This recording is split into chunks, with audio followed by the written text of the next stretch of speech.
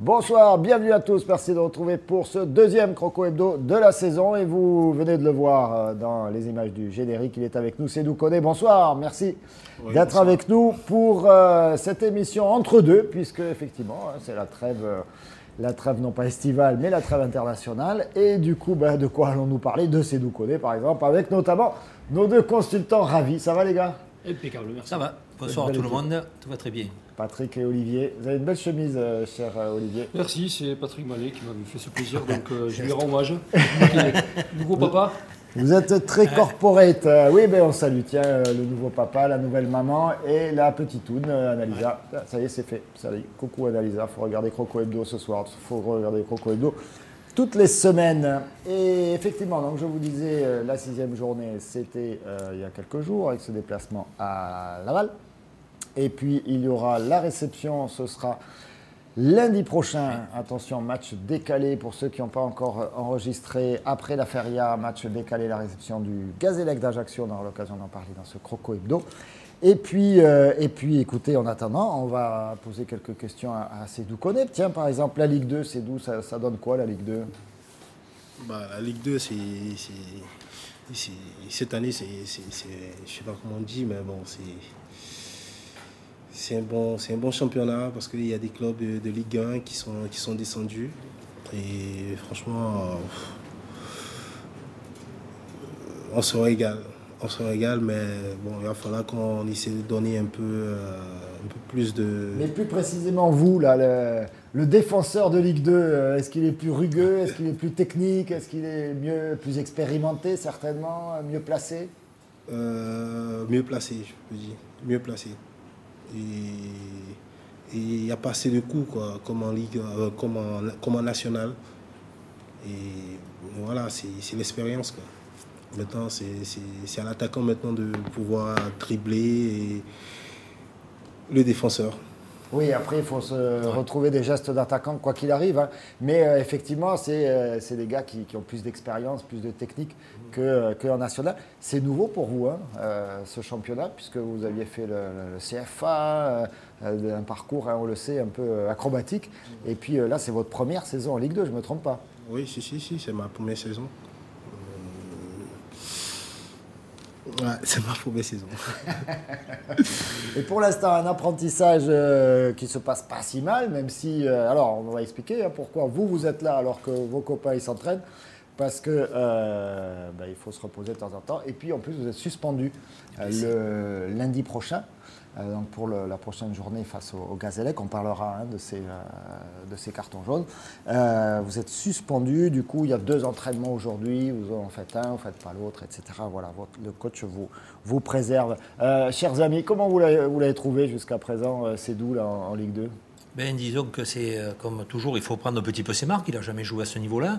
Disons que, comme il a dit tout à l'heure, bon, les joueurs, les défenseurs surtout, ne se jettent pas comme un national. C'est plus réfléchi. Les joueurs sont plus intelligents, donc c'est plus difficile de marquer des buts. Et souvent, il est toujours entre deux. Bon, c'est difficile, mais bon, je crois que Seydou a assez d'expérience pour prouver qu'en Ligue 2, il sera aussi un grand buteur. Actuellement aussi, il est blessé. Bon, il a une pointe aux adducteurs. Disons d'être suspendu, disons qu'il pourra se soigner un peu mieux, parce qu'on a quand même besoin de Seydou Koné. Il ne faut pas oublier que la saison dernière, il nous a claqué 21 buts. 21 buts, hein. C'est quand même extraordinaire. C'est pas donné à tout le monde. Donc c'est quand même une pièce maîtresse. Il faut le laisser se soigner, parce que bon, la Ligue 2, comme il a dit, il n'y a que des grandes équipes. Et bon, il va falloir gagner des matchs. Et des matchs à la maison. Et les matchs à la maison, comment vous l'avez trouvé, vous, Olivier, c'est vous? Moi, les 2 dernières rencontres que j'ai vues de lui, je l'ai trouvé très très mobile. Alors, je ne sais pas si c'était une consigne du coach ou si c'est lui qui s'oblige à créer plus de mouvements pour se créer justement des brèches pour les autres. Mais contrairement à la saison passée où il était quand même au-dessus souvent de ses adversaires directs, il n'avait pas forcément besoin, il était bien servi par notamment Ogunbi, il n'avait pas forcément besoin de faire 10 appels pour être servi, il en faisait 1 ou 2 et ça suffisait. Là, il décrochait beaucoup, côté droit, côté gauche, il avait beaucoup de mobilité et c'est quelque chose qu'on n'avait pas forcément l'habitude de voir forcément de Seydou, puisque il n'avait jamais eu besoin trop de le faire jusqu'à présent. Et là, moi, ça a été le truc qui m'a le plus marqué, je l'ai trouvé très mobile et beaucoup d'envie, beaucoup de hargne. Peut-être peut-être une revanche à prendre, peut-être par rapport au début de saison, ou peut-être certaines critiques, je ne sais pas, mais j'ai trouvé très hargneux en ce début des dernières rencontres, du moins que j'ai vu, quoi. Alors regardez, on va revenir sur le premier but de la saison de Sédou Koné, c'était à Clermont. Alors les images sont assez complexes parce qu'il y a un gros contre-jour là-bas, hein, avec ces matchs en fin d'après-midi. Et donc Sédou dans la surface, à la reprise, je ne sais plus de qui était le centre. Mais voilà, du travail propre et bien fait entre le ballon qui passe entre le défenseur et le gardien. Sédou, c'était sympa, premier but en Ligue 2. Ouais, franchement,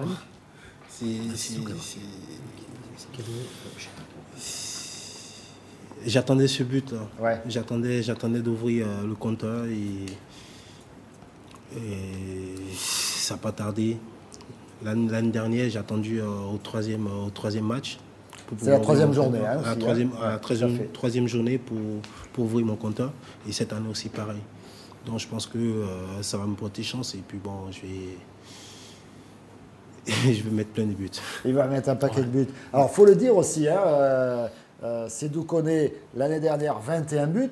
Alors on pourrait se dire, bon, 21 buts, il y a 38 matchs. Mais c'est pas 21 buts en 38 matchs, parce qu'il en a raté quelques-uns des matchs. Sédou, il n'a pas refait les statistiques. Il a raté au moins 21 buts en 30 matchs. Ouais. En 30 matchs, hein, c'est ça. Donc c'est un rendement assez impressionnant, un bon ratio. Ouais. Et puis, bon, surtout aussi, il y a eu une période quand même à Nîmes Olympique plus difficile en hiver, là où ça marquait moins de buts, contrairement au début de saison. Donc gros rendement de Sédou Koné. Un seul but en Coupe de France, mais bon, là aussi, le parcours a été ça a été court, ouais. Le Charbon nous a fait du mal, les Miniers. Vous savez qu'on n'avait pas fait un grand match, on y était. Et on a passé, que l'on salue. Qu'on salue quand même. Avec déjà, on était passé très très juste le tour d'avant face à l'une. C'est pas l'une, si 7. Ouais, 7. On était passé à l'arraché sur un but de Dutil. Et là, la deuxième fois, on n'est pas passé. Non, pas passé. On ne méritait pas de passer. Voilà. Alès, pas passé. Donc 21 buts pour Sédou Koné la saison dernière. Regardez, on a vu son premier but de cette année, c'était à Clermont.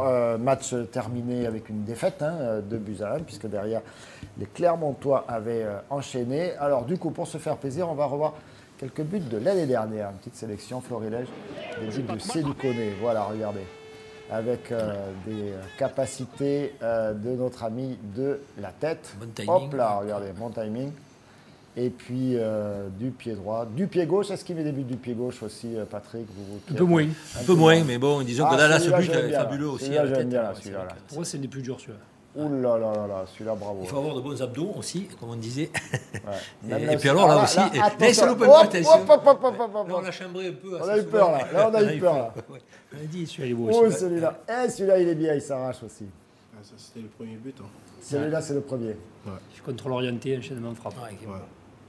Le buteur. Du joli travail.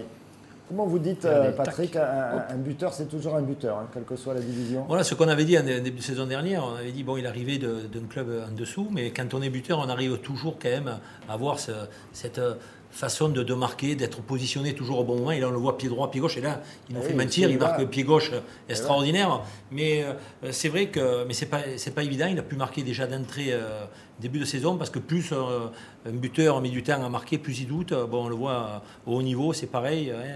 Donc pour lui, c'est très bien. Et je crois qu'on va en avoir énormément besoin pendant la saison parce que la saison va être dure, mais très intéressante. Alors il y a celui-là, là. Alors voilà, impossible à filmer pour moi là, parce qu'il part tellement dans tous les sens. C'est le vieux but. C'est le petit pont, le machin, C'était contre Besançon, je crois. Et hop, je fais le tour du gardien. Besançon, donc comme on l'a dit, ils sont partis. Ce que j'adore, c'est le dernier geste. Bon, il fait tout la mayonnaise au départ, mais là, garder la lucidité après ce qu'il vient de faire, pour enrouler, il faut quand même... Voilà. Avec un pas dedans, c'est extraordinaire. Putain, la Thierry Henry à la fin. C'est bien trouvé. Avec Steve Agui. Voilà, c'était notre petite sélection. C'est des beaux souvenirs, ça. Des buts de l'année dernière. Et j'espère qu'on pourra faire une petite sélection comme ça, Sédou, avant la fin de l'année. Bien sûr. C'est un engagement. Il prend un engagement, il est comme ça. Allez, on parle de ce qui fâche. Les cartons. Bon, l'année dernière, il y en a eu de diverses couleurs. Il y a eu des jaunes, mais il n'y a pas eu que des jaunes. Il y a eu un peu des rouges. La couleur du maillot. Pour l'instant, 6e journée, il n'y a pas eu de rouge, c'est bien. On touche du bois. tout ce qu'on peut. Et Non, il y a eu déjà 3 jaunes. cette année, il n'aura pas de Pas de rouge cette année. Ouais, il n'aura pas de rouge. Le dernier qui s'était engagé là-dessus, sur ce plateau, Cavalli. c'était Johan Cavalli. ouais. Il n'a pas d'inclus. Je crois qu'il en a pris un le match après. Non, mais il n'aura Non, pas de non, là, il n'y aura pas de il n'aura rouge. pas de rouge. Cette année, c'est vrai, je suis un mauvais perdant. Quand je veux quelque chose, il faut que je l'ai. Si je ne l'ai pas, voilà, je mets dans tous mes états. Donc, je pense que c'est ce qui fait que j'ai les cartons et c'est dommage. Alors, si vous allez sur le site de la LFP, vous allez vous trouver ça. Enfin, moi, j'ai trouvé ça plutôt drôle. Alors, l'arbitre, hein, visiblement, met une annotation pourquoi il a mis le carton. Donc, premier carton, première journée, 75e minute, comportement antisportif. Voilà, c'est comme ça. Voilà. Deuxième carton, la deuxième journée face à Nantes, comportement antisportif. Ça, c'est comme les annotations à l'école, là. Et alors, de temps en temps, vous avez un prof qui est un peu plus créatif que les autres. Et donc, le troisième carton qui coûte cher, hein, parce que du coup, voilà, suspension, c'est à Laval. Et là, c'est enfreindre avec persistance les lois du jeu. Monsieur Koné, qu'est-ce que vous dites pour votre défense? Pour ma défense, j'ai rien à dire. Mais c'est dommage que je prenne ce carton-là. Parce que je ne devais pas le prendre. C'est sur une action, on n'a pas recalé les images, hein, on s'excuse, mais c'est sur une action avec le gardien de but. Avec le gardien de but, j'étais en l'air. Comment je peux faire faute pendant que je suis en l'air? Pour avoir vu le match, sur le coup, on le dit nous en direct, Ouais, tout à fait. on pensait qu'il y avait faute même presque du gardien sur Sédou, parce que c'est lui qui prend la décision de sortir, mais Sédou est déjà en l'air. Il va pas non plus, il va pas, il fait quoi? Il s'efface, il s'efface. Il disparaît. Il peut pas. Donc il est venu au contact le gardien et c'est lui qui a été sanctionné. Bon, après je pense qu'il avait dans le collimateur. Voilà, je crois que c'est surtout ça. C'est pour ça qu'il a mis par dépit. À la fin, il a dit tiens, maintenant, j'ai mis ce carton et souvent. Avec persistance. Hein, persistance, voilà. Il avait dû déjà. Vous avez prévenu. Il avait dû le repérer. Il vous avait dit. Il m'a dit oui, vous avez fait ci, vous avez fait ça. Voilà, il se rappelle de tout. Il me donne le carton. J'ai pas discuté parce qu'avec eux, il faut pas discuter. Non, il faut les laisser faire ce qu'ils ont à faire et puis bon. Voilà, il ne faut surtout pas discuter. Discuter avec eux. C'est comme avec les douaniers, il ne faut pas discuter. Il y a des règles comme ça, il ne faut pas discuter. Le coach, comment ça se passe avec votre nouveau coach? Ça se passe bien. Ça se passe bien? Aucun nuage à l'horizon, tout va bien? Ça se passe bien. Le dialogue, le dialogue est constructif ou... C'est pas une question piège. Hein, Non, c'est pas une question. Je sais que parce qu'on sait que ça s'était bien passé avec Thierry Froger l'année dernière. C'était bon. Il y avait des bonnes relations franches. Hein, voilà, il vous disait des trucs. Il vous a fait sortir parfois en cours de match hein, quand il sentait que vous étiez énervé. Donc on sait que des fois c'était chaud, mais bon, c'était très bien quoi. C'était avec beaucoup de respect. Là, est-ce que c'est aussi franc, aussi direct, aussi efficace? Ouais. Allez, on va laisser franchement, j'ai rien à dire sur ça. Il t'a répondu, il a dit... C'est un sujet, je ne vais pas aborder. Quoi. Non, je crois que... Tout se passe bien, tout se passe bien. C'est le plus important. Il t'a répondu super bien avec Thierry Froger, bien avec Victor Zonka. Non, je pense que Victor Zonka attend beaucoup de donc c'est normal que après il y a des petits approchages, ça fait partie c'est comme ça hein, dans la vie, ça fait avancer le jeu public. Voilà. Donc c'est nous connaît des objectifs à 21 buts minimum. Non, allez, 20 buts, 18-15. Cette année? Oui. Je ne me fixe jamais d'objectifs. Se fixer des objectifs, c'est se fixer des limites. Je l'ai déjà dit, c'est vrai que c'est bien de répéter ça. Je peux répéter les trucs là. Donc l'année dernière, on m'a posé ces mêmes questions là. J'ai toujours dit, je ne me fixe jamais d'objectifs. De toute façon, l'important c'est de marquer les buts qui comptent, les buts déterminants.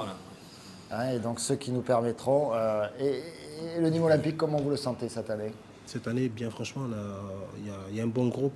Il y a un bon groupe et maintenant, il faut qu'on soit solide. Il faut qu'on soit solide et garder les pieds sur terre. Il ne faudrait pas qu'on s'enflamme. Avec le retour en grâce de son ami Comlan, Améou. Oui, il faudra qui joue aussi. Le reçoive sur ce plateau-là. Aussi que ça s'entend très bien. Il avait été très bien.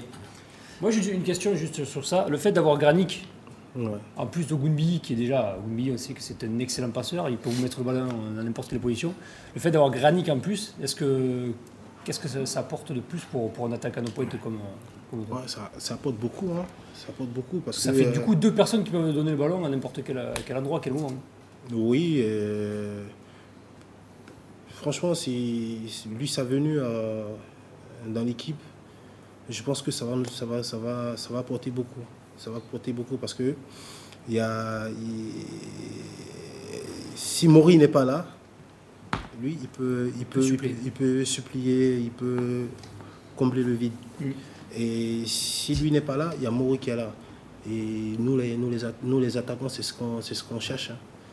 Des gens qui nous donnent des ballons. Des bons ballons, voilà. C'est ce qui est important. Et Granic, lui, c'est pareil. C'est pareil que Maury. Donc, je pense que dans la saison, ça va nous faire du bien. Je crois que les 3 recrues se sont très très bonnes, hein, que ce soit Bobby. On va Robaille. matérialiser ce que vient de nous raconter Sédou avec un but. C'était le but de la victoire à Laval. Et c'est un but qui implique Sédou Koné, mais qui implique également, ils sont en blanc, hein, bien sûr, les Nîmois à l'extérieur, qui implique également Moro Ogunbiyi, qui va relayer là ici vers Vincent Granic, qui marque le but. Voilà. Donc tout le monde a fait la passe et à l'arrivée c'est Granic qui conclut. C'est magnifique le jeu à 3 là. Hein. Franchement, c'est très très bien joué. Et c'est vrai que le jeu, on l'a dit depuis le début de saison, c'est vrai que c'est que le début de saison, mais on voit du beau jeu. On voit que c'est quand même un jeu léché. Ça veut dire que ces joueurs sont très techniques et qui permettent à nos attaquants d'avoir toujours des bons ballons, d'avoir toujours dans l'espace bien donné. Et ça permet d'avoir un jeu plus léché et avec beaucoup d'efficacité, puisque sur ce coup-là, en plus, on va au but et ça permet de gagner. Donc, les deux fixes, c'est tour de rôle leur adversaire.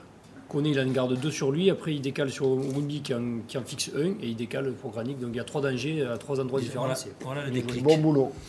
Et là, quand vous êtes dans une situation comme ça, Sédou, comment vous faites dans vos têtes pour choisir, de dire je vais temporiser et trouver la passe plutôt que d'aller, parce que votre tempérament naturel, et tenter ma chance et de tirer au but? C'est vrai, je suis un attaquant, je dois tenter ma chance, mais je ne suis pas un attaquant égoïste. Même si je suis en position de frappe. Si je suis en position de frappe, que je vois mon partenaire qui est mieux placé que moi, ben là, sur ce but-là, il y a Maury qui était juste à côté de moi, et moi, je n'étais pas en position de frappe. J'ai dit, mais pourquoi gaspiller cette occasion dont je préfère donner à Maury, et on essaie de voir ce qu'on peut faire. Donc c'est ce que j'ai fait, j'ai passé le ballon à Maury et Maury a vu Granic après. En plus, il avait fait un gros effort physique, c'est-à-dire il avait fait une longue course, il a peut-être un peu moins de lucidité. La lucidité, c'est de le donner plutôt que de frapper. Suffisamment pour donner. Voilà. Alors, ce qui est intéressant aussi, hein, vous le soulignez dans le jeu de Nîmes, sur cette contre-attaque, vous vous êtes retrouvés à plusieurs et en supériorité numérique, d'où l'efficacité, hein, c'est plus facile. Supériorité numérique, bon vous évidemment, mais c'est votre rôle d'être devant. Les 2 relayeurs, donc Granic et Ogunbiyi, mais il y avait d'autres crocos qui étaient montés également sur cette action. Donc des crocos très offensifs. Également en contre-attaque. Et ça, c'est quand même intéressant. Je pense que c'est nouveau, ça aussi. D'abord, on l'a vu sur tous les matchs à l'extérieur. Ça joue aussi pour essayer de gagner le match. D'abord, ça prouve qu'on a déjà gagné 2. C'est quand même magnifique, hein, sur 4.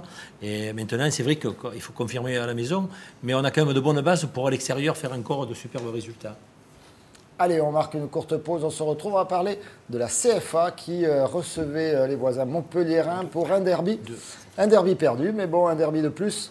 Allez, c'est la pause. Croco Hebdo, à tout de suite.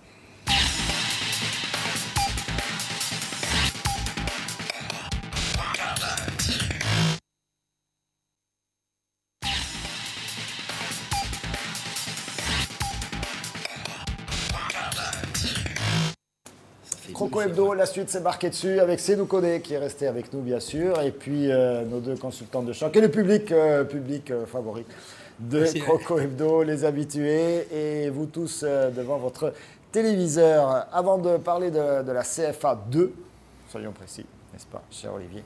Effectivement, parlons du calendrier à venir. On va jeter un œil, on va se remémorer le classement en cours avec Nîmes Olympique remonté à la 13e place avec 7 points, 6 à l'extérieur un petit point à la maison. Il faudra penser à corriger cette partie-là des statistiques.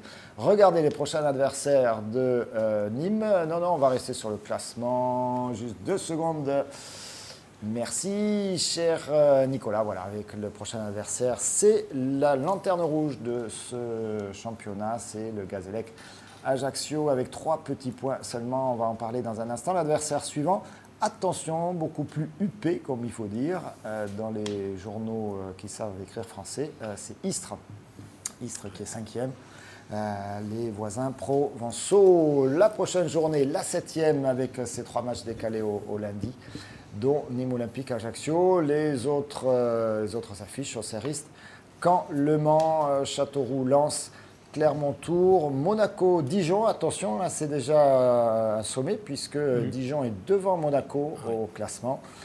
Monaco qui a recruté très très chaud cette année et Dijon qui descend de première division. Comme le disait Sidou Koné, il n'y a évidemment que 3 clubs qui sont descendus de première division, mais il y a beaucoup de clubs qui sont passés par la première division, dont des clubs très importants comme Monaco, bien sûr, des clubs historiques du foot français.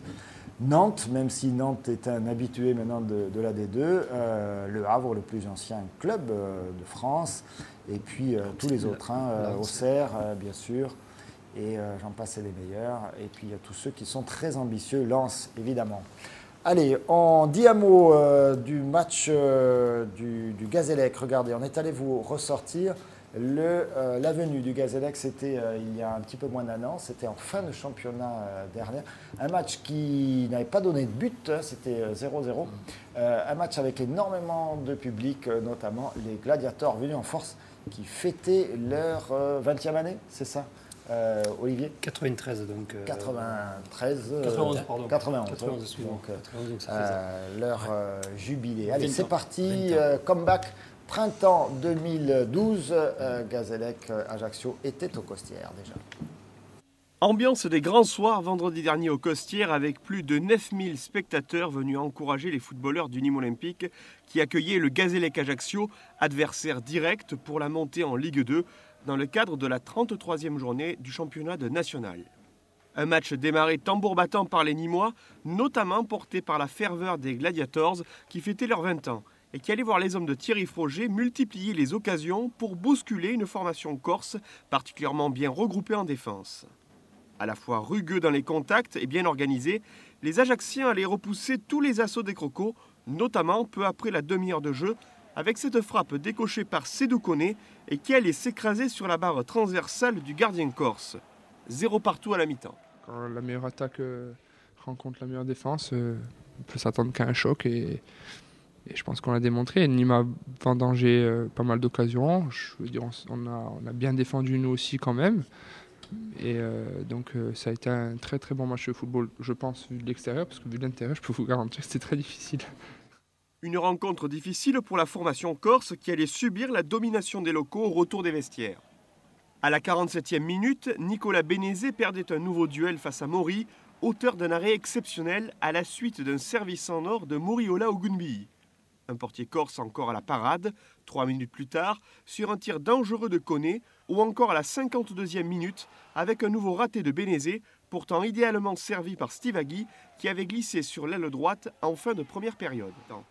Plus actif à la pointe de l'attaque insulaire, Boesso allait trouver le cadre de Merville à l'heure de jeu, avant de craquer nerveusement, 20 minutes plus tard, en écopant d'un second carton jaune. Réduits à 10, les hommes de Dominique Vélex serraient les rangs afin de tenir le point du match nul qu'ils étaient venus chercher en terre nîmoise, après de nouvelles occasions de but vendangées par les attaquants crocos. Le Gazélec manquant même d'un cheveu de réaliser le hold parfait dans le temps additionnel, le tir de Dufaux étant détourné du bout des doigts par Merville sur le montant gauche des buts nîmois. Score final 0-0, des regrets, des sueurs froides, un point du match nul et un 11e match sans défaite pour les Nîmois qui conservent leur 2e place au classement à 3 longueurs de Niort, une semaine avant un déplacement peu évident à Colmar. Voilà, c'était la saison dernière avec ce match et vous vous en souveniez de cette action, Sédou ? Oui, bien sûr, je m'en souviens. Là.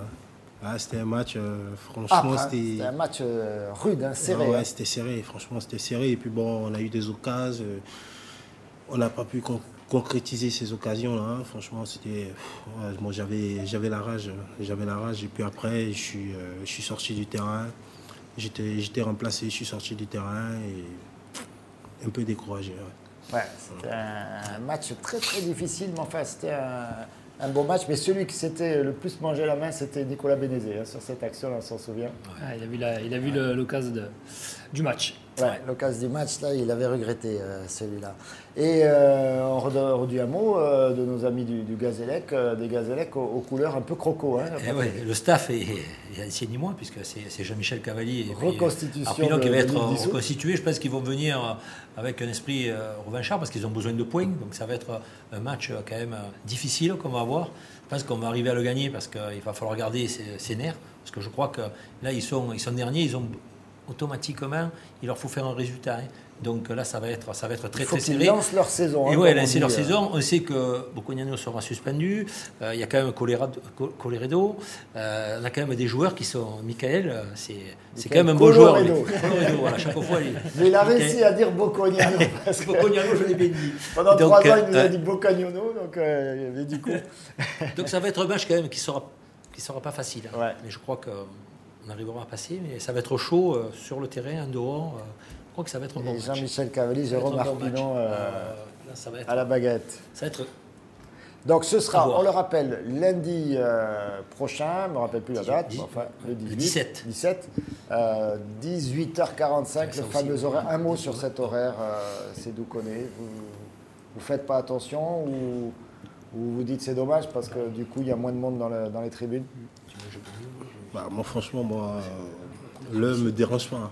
Ça me dérange pas. Donc maintenant, c'est dommage quoi, parce qu'il y a des gens qui vont au boulot et qui descendent à 20h, à 18h, à 19h. Donc ouais. c'est un peu dommage quoi. Ils ne pourront pas venir au stade.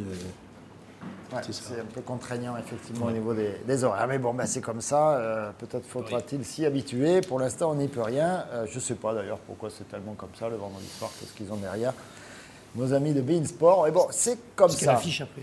Il y a l'affiche sur beIN Sport à 20h50, je crois 20h45. Et comme ils veulent prendre une heure avant l'antenne. Bon, allez. On s'adapte. On s'adapte. Regardez, c'était samedi dernier en fin d'après-midi également sur l'annexe des Costières avec la CFA2. Le Nîmes Olympique, l'équipe réserve bien sûr, recevait le MHSC avec du beau monde des deux côtés. Beaucoup de joueurs qui ont l'habitude également de l'équipe Patrick première. était là aussi. Il y avait Patrick. Ouais. Et il y a eu ce premier but de Gaëtan Charbonnier. Il faut dire, Patrick, que globalement, les Montpelliérains ont quand même dominé les débats. Oui, effectivement, il y a eu, surtout en première mi-temps, on a été mangé dans l'agressivité et tout.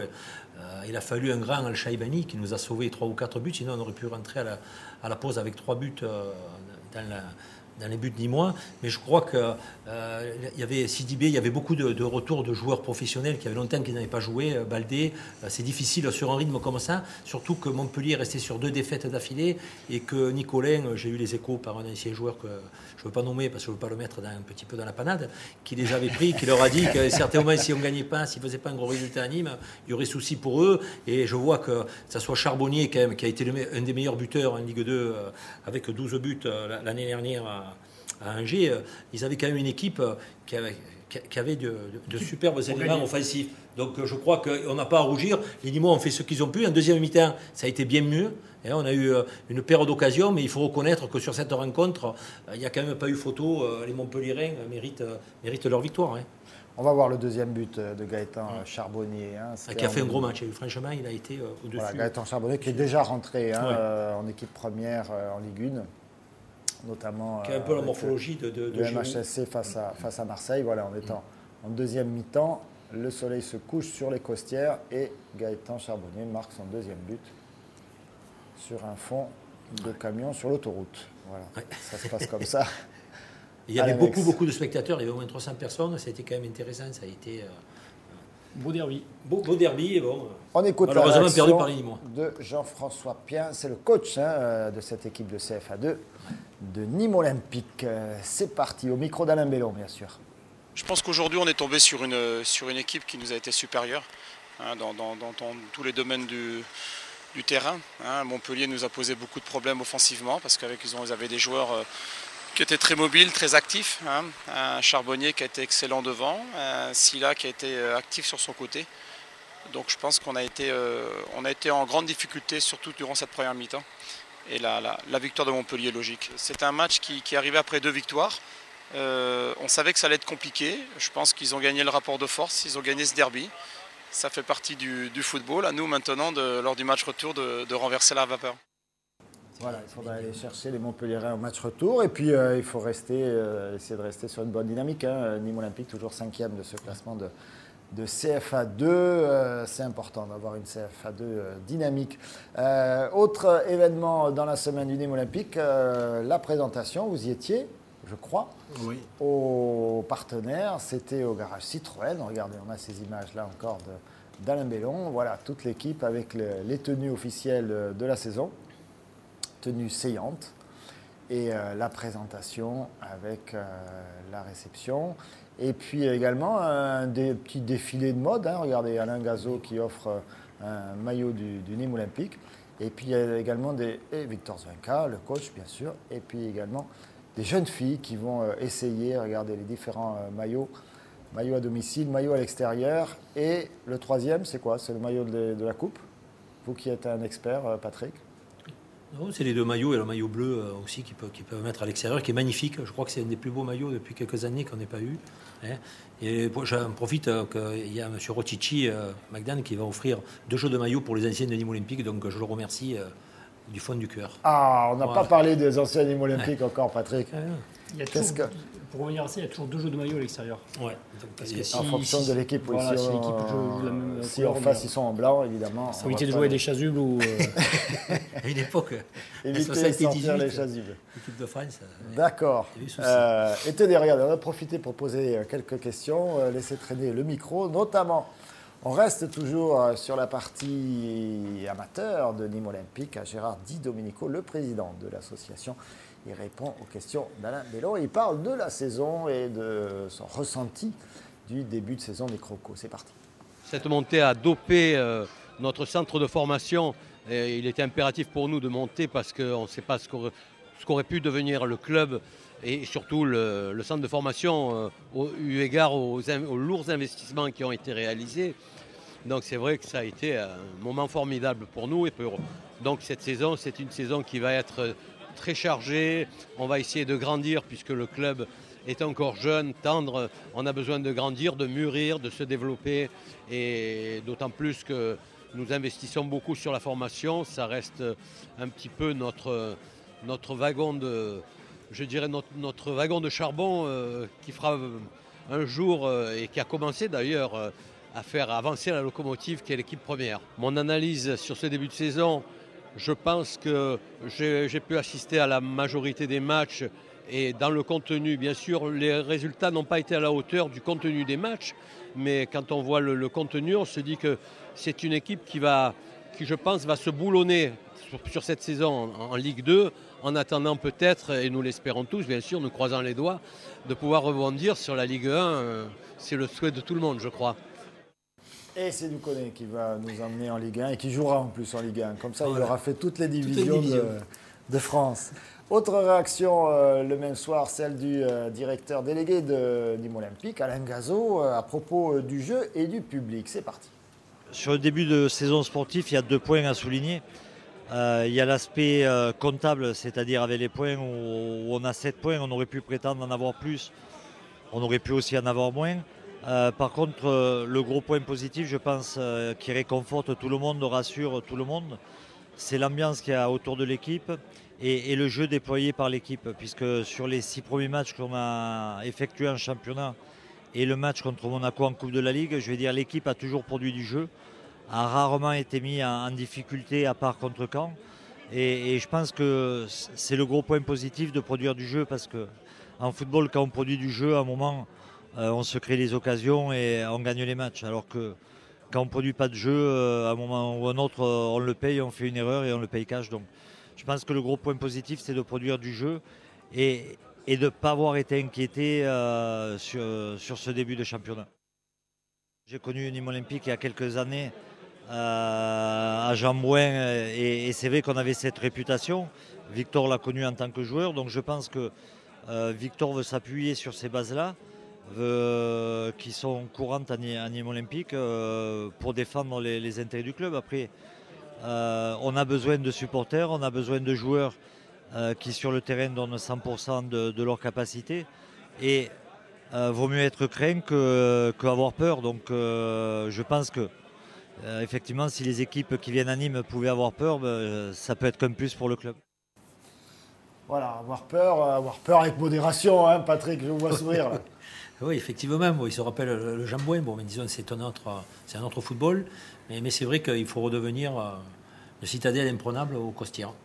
Et oui, ça ne sera pas facile, hein, parce que pour l'instant, au Costières, on a plus de mal qu'à l'extérieur, hein, c'est doux. Ouais. Et oui, je ne sais pas quoi. Alors en même temps, on n'a pas forcément reçu les mêmes équipes. Hein, face à Caen, on a plutôt reçu la leçon qu'autre chose. Mais bon, c'est comme ça. Allez, on ne va pas refaire les matchs. Merci beaucoup, Sédou. Du repos encore pour Sédou, hein, je rappelle. Mais il y aura le match suivant à Istres. Là, vous ne serez pas suspendu. Hein, c'est un seul match de suspension. Donc on compte sur vous. Et puis après, il y en aura d'autres, évidemment, tout au long de la saison. Le prochain rendez-vous, je vous le rappelle, Nîmes Olympique, c'est à revivre sur TV Sud, mais c'est à vivre au Costières. Donc, lundi prochain, 18h45, avec la réception du Gazélec. Merci Patrick, merci Olivier. Merci encore une fois. Sédou, très bonne soirée à tous et Allez Nîmes. Allez Nîmes.